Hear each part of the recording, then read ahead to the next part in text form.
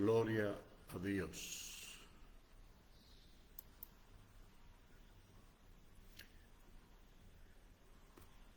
Me alegré con los que me decían, a la casa de Jehová iremos.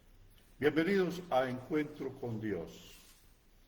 Hoy es un día especial para buscar de la presencia de nuestro Dios. Eterno Padre, Dios Todopoderoso, te damos gloria, honor y alabanza.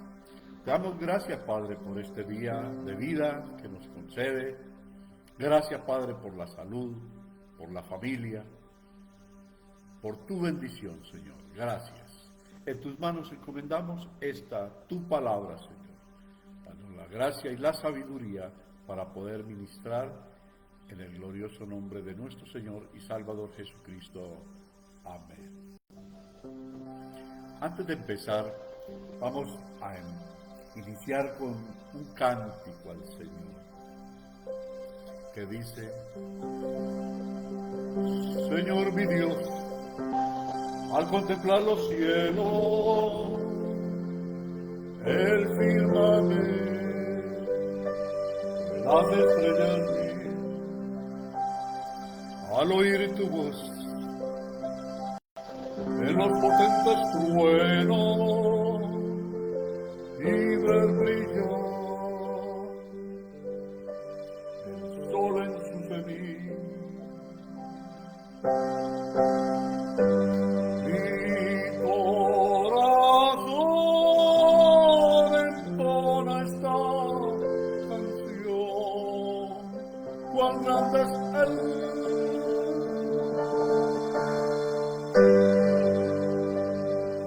Cuán grande es al recorrer los montes y los valles y ver las bellas flores al pasar, al escuchar el canto de las aves, el murmurar del claro manantial.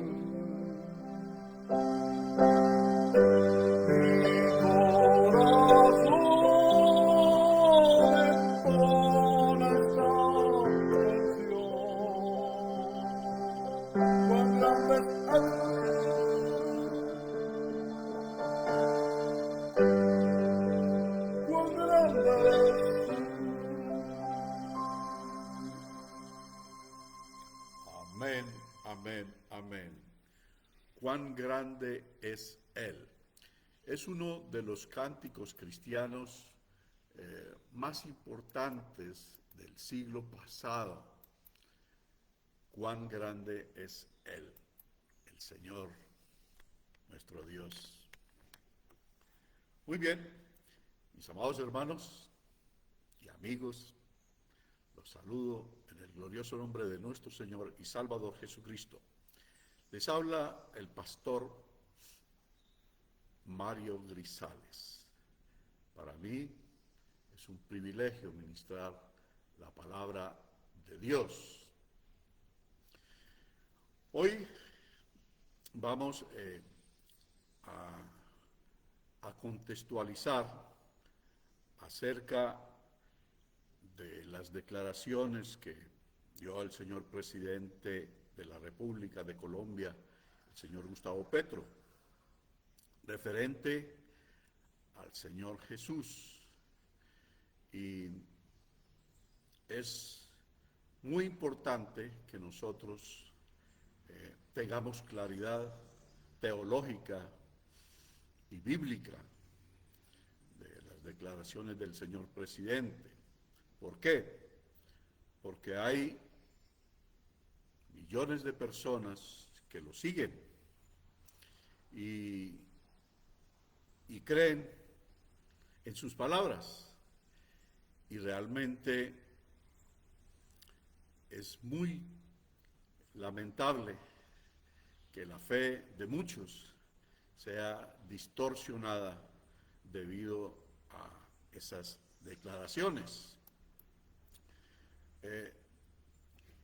Nosotros hoy hacemos un análisis teológico, ¿m? y una respuesta sobre estas declaraciones, y lo denominamos la eisegesis ideológica frente a la exégesis bíblica.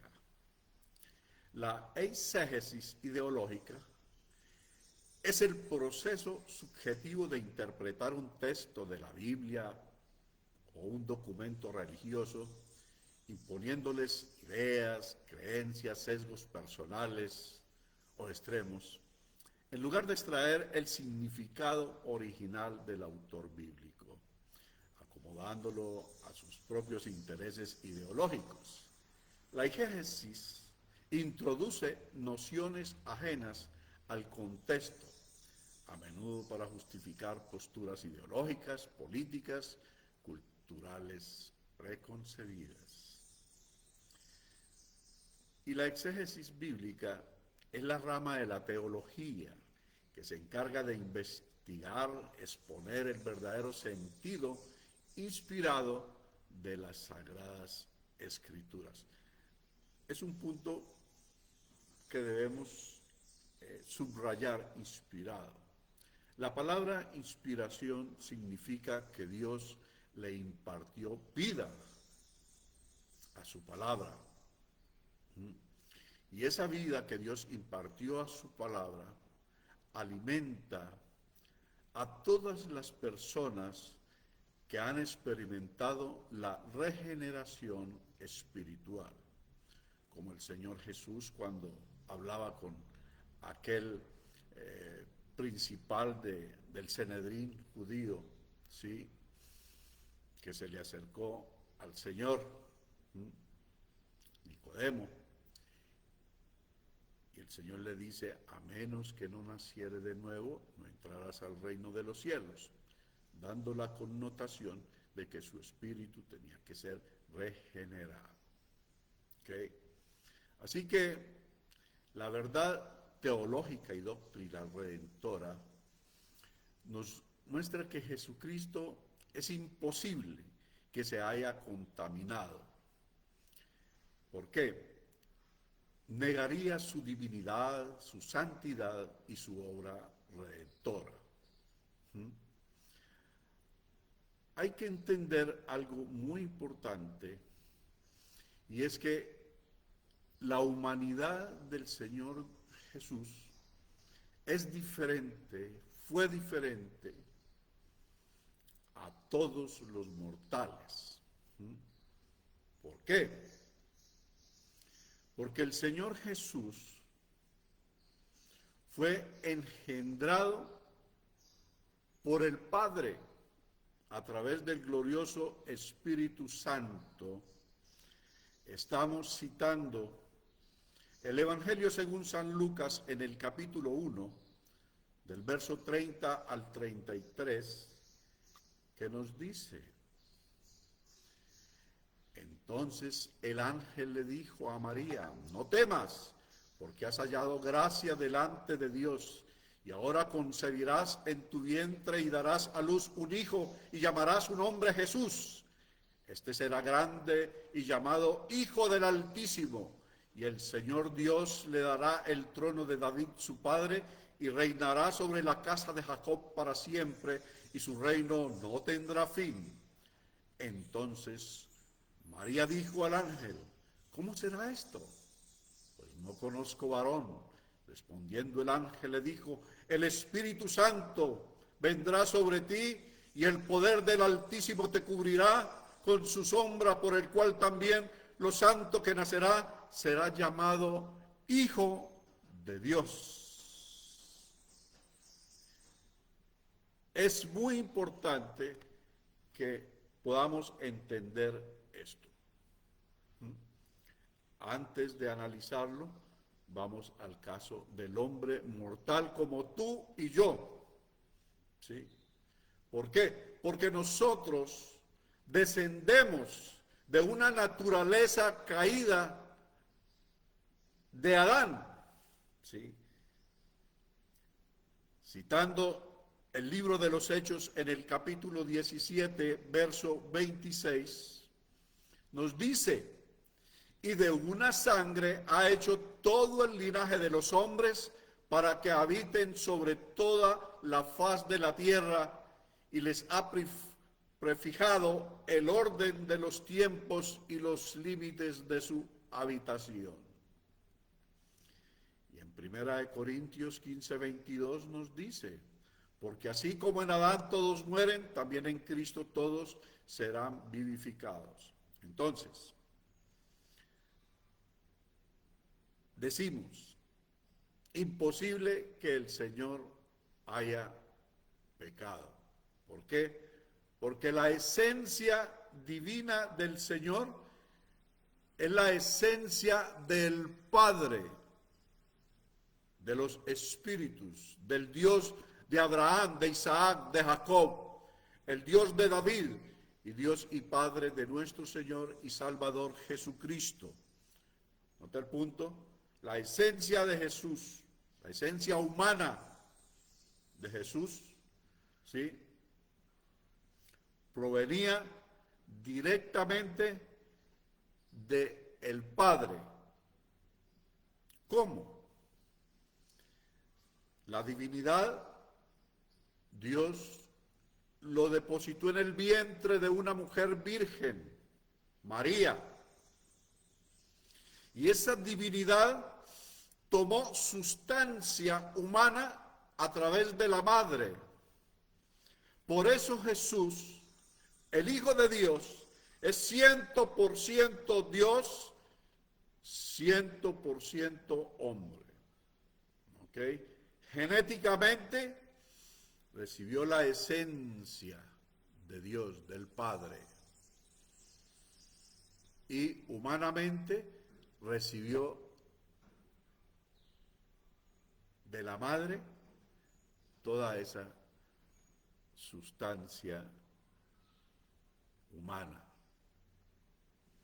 Sí, eso es bien importante que nosotros podamos entender. Por eso decimos que es imposible que él haya pecado, porque él no heredó la corrupción como tú y yo la hemos heredado de Adán y Eva.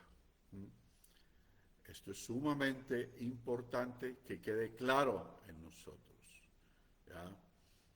Porque, como decía anteriormente, es preocupante que una ideología vaya a tomar lugar de las Sagradas Escrituras y sobre todo de la revelación que Dios ha dado a la Iglesia para que nosotros nos rijamos por ella. Ok. Ahora, en cuanto a las definiciones cristológicas fundamentales, Cristo viene del griego Christos y del hebreo Meshía, que quiere decir Mesías.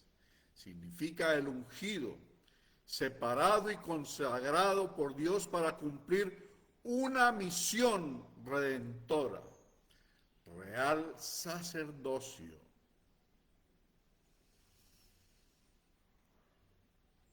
Llamar a Jesús Cristo no es un apellido, es una confesión doctrinal. Jesús, el ungido eterno de Dios, es lo que significa ungido, el Mesías prometido, que habló el profeta Isaías. Les recomiendo que cuando tengan tiempo lean el capítulo 7 al 11, el libro de Isaías. ¿Ok? El Mesías prometido, que tenía que venir santo, sin mancha, justo, aprobado por Dios y Rey eterno.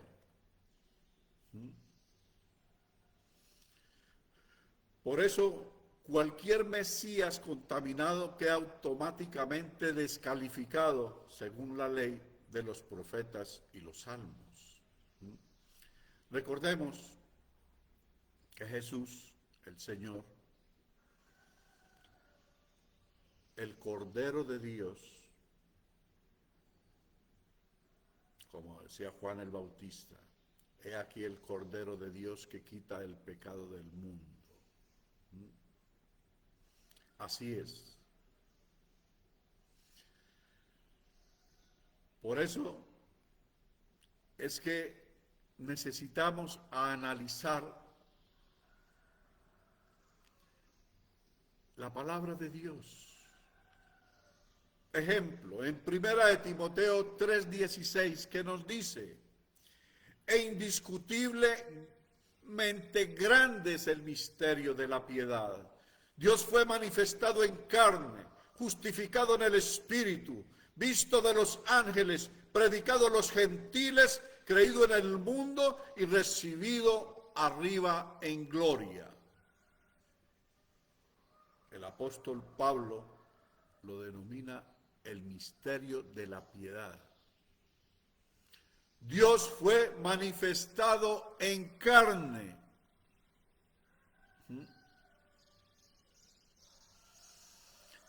Por eso el apóstol Pablo lo presenta, no desde una especulación, ni de una opinión cultural o humana, sino a través de la revelación divina.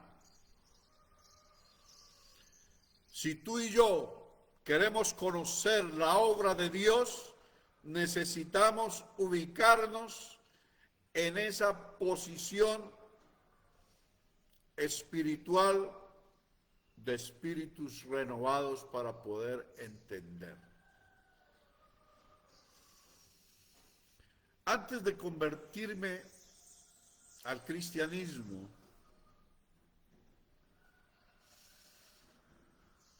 por mucho tiempo me dio por leer las Escrituras y no las podía entender.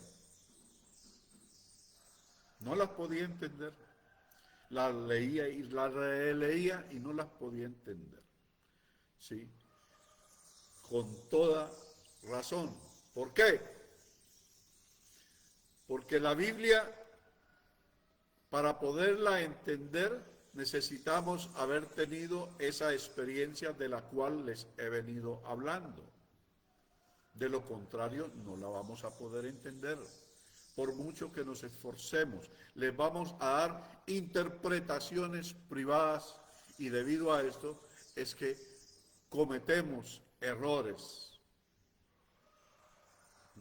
a hacer calificaciones en cuanto a la divinidad del Señor Jesucristo.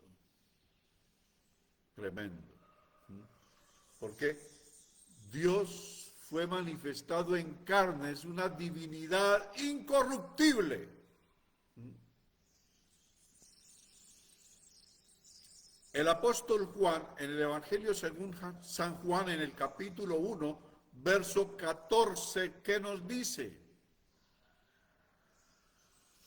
Dice que el verbo preexistente se hizo carne. Tremendo. ¿Sí? Dice Primera de San Juan 1:14 que aquel verbo vivió entre nosotros y vimos su gloria, gloria como el unigénito lleno de gracia y de verdad. Aquel verbo que fue hecho carne, o sea, la palabra de Dios por el glorioso Espíritu Santo se hizo carne y por eso fue que hubo ese nacimiento virginal del Señor Jesucristo. Una de las declaraciones bien importantes que nos dan las Escrituras es cuando Tomás, ¿se acuerdan de Tomás, el incrédulo, que decía que hasta que no viera al Señor y metiera su dedo en las llagas de su mano no creería? Cuando el Señor se le presentó, este hombre apóstol, se postró ante el Señor Jesús.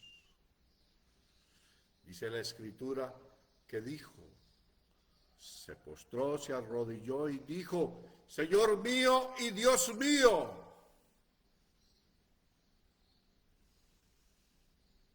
Tremendo. ¿Y qué le responde el Señor? Tomás, porque me has visto, creíste.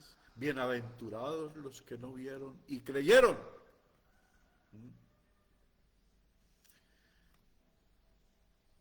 Así es, Dios manifestado en carne. Por eso es que Jesús, cuando estuvo en su ministerio aquí en la tierra como hombre, no vino con una naturaleza caída, sino divina, la esencia divina del Padre. Por lo tanto, no está sujeto a concupiscencias, no puede ser ni pudo ser dominado por pasiones humanas desordenadas, como lo hemos tenido nosotros. En uno de sus apartes, Santiago nos dice que Elías, el profeta Elías, oró para que no lloviera y no llovió. Y después volvió a orar para que lloviera y llovió. Y dice que Dios le escuchó a un hombre sujeto a pasiones, hablando del profeta Elías. ¿Por qué? Porque como tú y yo traíamos y traía él los genes de la corrupción. ¿Okay? Así es. Por eso, en el Espíritu, en el bautizo, cuando Él descendió a las aguas, Juan el Bautista lo bautizó. Juan el Bautista no quería. Dijo, no, Señor, soy yo el que necesito ser bautizado por... Le dijo, no, es necesario, es menester que sea hecho.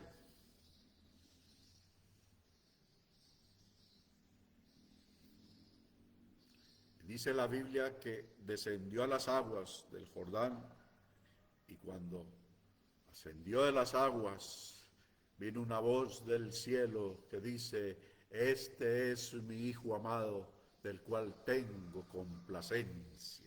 La voz del Padre. ¿Justificaba en qué? En el Espíritu, en una santidad absoluta. Porque Dios no tiene ninguna relación con el pecado. Dios es santo, santo, santo. Tremendo. Este es mi Hijo amado del cual tengo complacencia. Y así es, cuando anduvo con sus discípulos, ¿se acuerdan cuando iban en aquella barca que hubo aquella tempestad tremenda? Y el Señor mandó a los vientos que se detuvieran y se detuvieron. Y los discípulos decían, ¿quién es este que aún la naturaleza le obedece? Citando San Mateo 8:27. Y en la misma resurrección de Jesucristo dice que era imposible que el sepulcro lo retuviera. Tremendo, hermanos. Por eso, atribuirle al Señor Jesús una mancha es inconcebible. Opacaría la fe de millones de personas.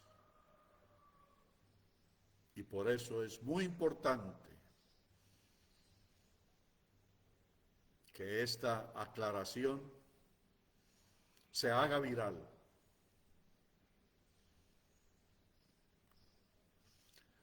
Hay algo muy interesante hablando de Juan el Bautista cuando decía, he aquí el Cordero de Dios que quita el pecado del mundo.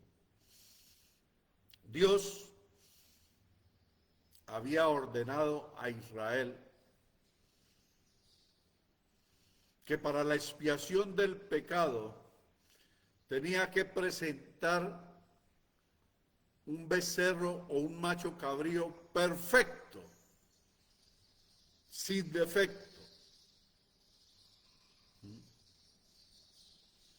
para presentarlo en ofrenda al Padre. Dice la Biblia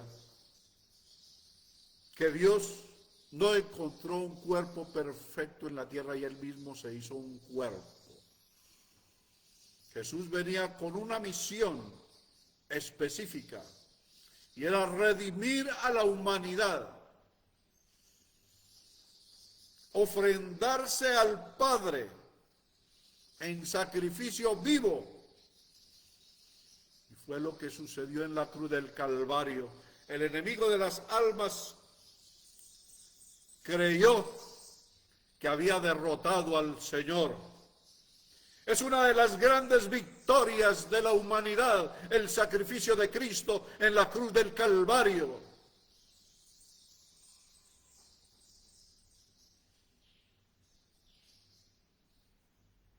Y por eso, como un cordero sin mancha y sin contaminación, fue a la cruz. Les recomiendo que lean Primera de Pedro, capítulo 1, versos 18 y 19.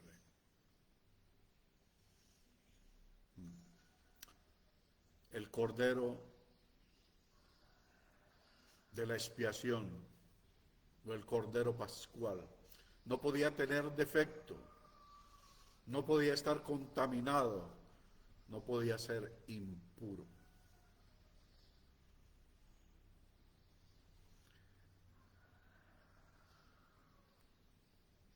Si Cristo hubiera tenido relaciones sexuales, no sería sin mancha.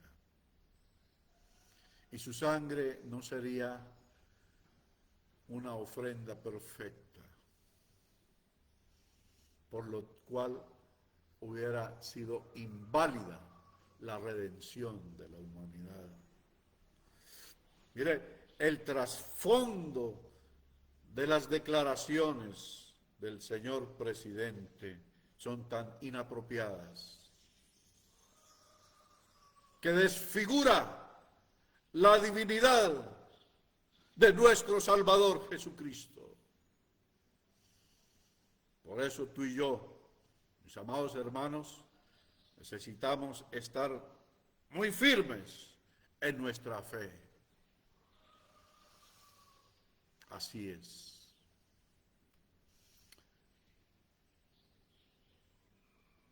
No solamente el señor presidente, sino muchas personas le atribuyen una relación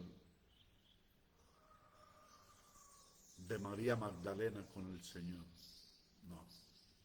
Ella fue una discípula. Y una discípula que fue liberada de espíritus inmundos. La palabra de Dios nos señala en el Evangelio según San Lucas, en el capítulo 8, verso 2, que de María Magdalena habían salido 7 espíritus, 7 demonios. Sí. ¿Por qué? Porque el Señor, como discípulos, nos recibe tal como venimos, llenos de escaramuza, llenos de pecado, llenos de contaminación. Él nos recibe para descontaminarnos. Y el Señor recibió a esta mujer como discípula. ¿Sí? Así que no solamente vino como Mesías, como Cordero, como Hijo de Dios, sino también con autoridad y poder. En En San Mateo 28, 18 el Señor dice: toda potestad me es dada en el cielo y en la tierra. Toda potestad, o sea, todo poder, toda autoridad. Una soberanía legal y universal. Y solo Dios posee esa autoridad. Porque el Señor dice: a ningún otro daré mi gloria. Okay. Recordemos que Dios, en su divinidad, tiene manifestaciones como el Padre, como el Hijo y como el Espíritu Santo. Como dice el credo católico, 3 personas distintas y un solo Dios verdadero. Así es, mis amados hermanos. Él es Rey. No por elección humana, no por sistemas políticos, sino por designios del Padre eterno. El profeta Daniel en el capítulo 7, versos 13 y 14, viendo la visión, dice que lo veía como un hijo del hombre que llega a un anciano de días. Este anciano le otorga dominio, gloria y reino, para que todos los pueblos y naciones y lenguas le sirvan. Su dominio es eterno y su reino no será destruido.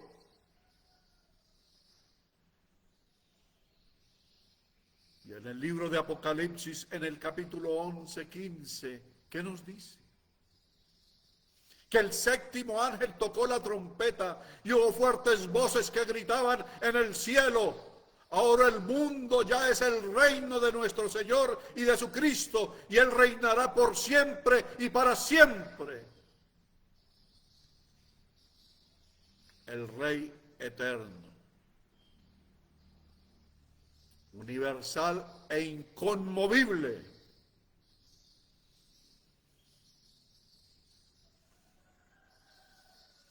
Por eso es que al afirmar que Jesús, el Señor, el Hijo de Dios, tuvo relaciones sexuales, niega su divinidad, cuestiona su santidad, anula la cruz, destruye la eficacia de la redención y constituye una herejía cristológica. En primera de San Juan, capítulo 4, nos dice la palabra de Dios: y todo espíritu que no confiesa que Jesucristo ha venido en carne no es de Dios, sino el espíritu del anticristo, el cual vosotros habéis oído que viene y que ahora ya está en el mundo. El tal no es de Dios. Así, mis amados hermanos, que este no es un debate religioso, ni una discusión cultural e ideológica o política, tampoco una confrontación entre creencias. Es una confrontación directa con las Sagradas Escrituras, la palabra revelada de Dios frente al desconocimiento y la negación del Cristo bíblico. Terminamos diciendo que la Biblia presenta a Jesucristo, el Hijo de Dios, como Dios manifestado en carne, según leímos anteriormente en primera de Timoteo 3:16. Santo, inocente y sin mancha, citando el libro de los Hebreos capítulo 7, verso 26, y Cordero perfecto y sin contaminación, según la carta a San Pedro, primera de San Pedro, capítulo 1, verso 19. Damos gracias a Dios por Jesucristo Jesús, Señor y Salvador nuestro. Inclinemos nuestros rostros y oremos.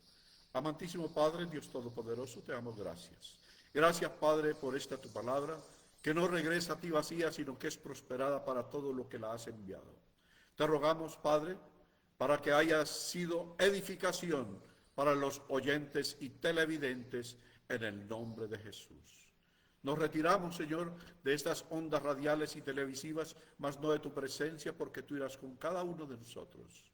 Que la gracia del Señor Jesucristo, el amor de Dios y la gloriosa comunión del Espíritu Santo sea sobre cada uno de ustedes, en el glorioso nombre de Jesucristo, el Hijo de Dios. Amén, amén.